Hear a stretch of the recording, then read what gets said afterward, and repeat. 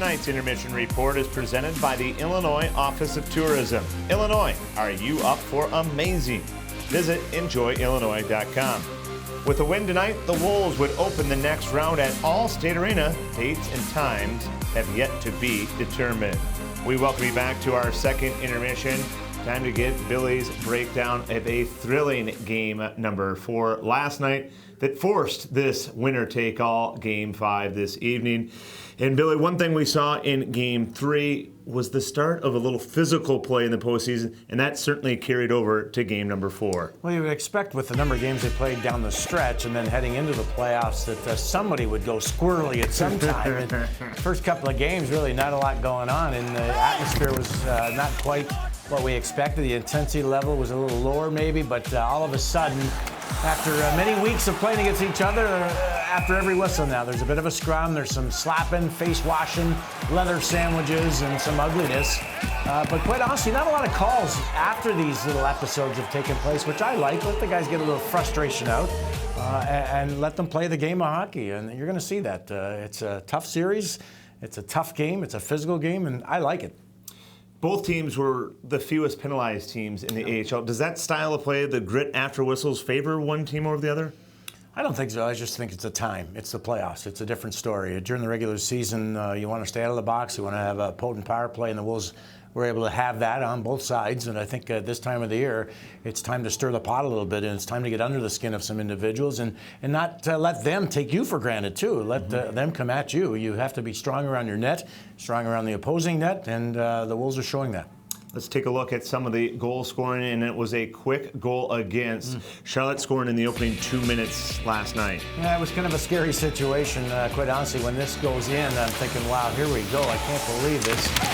As you mentioned, just 2 minutes in, but it ended up being a pretty good little redirection. I think the shot itself might have went wide, but Walmart got a piece of the puck and changed it, and a great start for Charlotte. I mean, if you're Charlotte, you're thinking, wow, here we go. This is going to be a great game, but it's not what happened, and it's not the Wolves. They just seem to get that desire back and the step back, and they take advantage of a very poor turnover, some nice passing, a bit of a break there off the stick, and a huge goal for Samuel Glenn. Of course, you want Agostino, you need Agostino, those two individuals to be in on some of the offense, so it was good to see them fight back and get a goal in the first period. First periods have not been very good for the Wolves, but they, I think, played one of their better first periods, even though they surrendered the early goal last night. They did have a 2-shot advantage after one, tied 1-1. Turning the page to the second period, the teams combined for 23 goals, but it was the goaltenders that reigned supreme in the second. Well, you need goalies for sure to be strong in the playoffs. It's a different story if you have one guy that's not playing so well. And quite honestly, Thomas McCullum in the third period didn't play so well. But Willie Husso was tested and stood on his head at times, and I think both goaltenders were sound, but as you mentioned, lots of activity around the nets. There was lots of chances, lots of shots, but a typical playoff game in the second period. Let's turn the attention to the third, where there are a lot of Wolves goals, and it started quickly in the final frame. Yeah, I didn't expect this, quite honestly, but some nice work defensively, first and foremost for the Wolves, and then this Wallman shot. Again, he's talking about the goaltending. I'm not sure what McCullum was looking at or seeing, but this shot gets underneath his arm, and this one's even worse. I mean, I'm not sure if that's even on net. It's from the corner, maybe a couple of feet, goal line extended.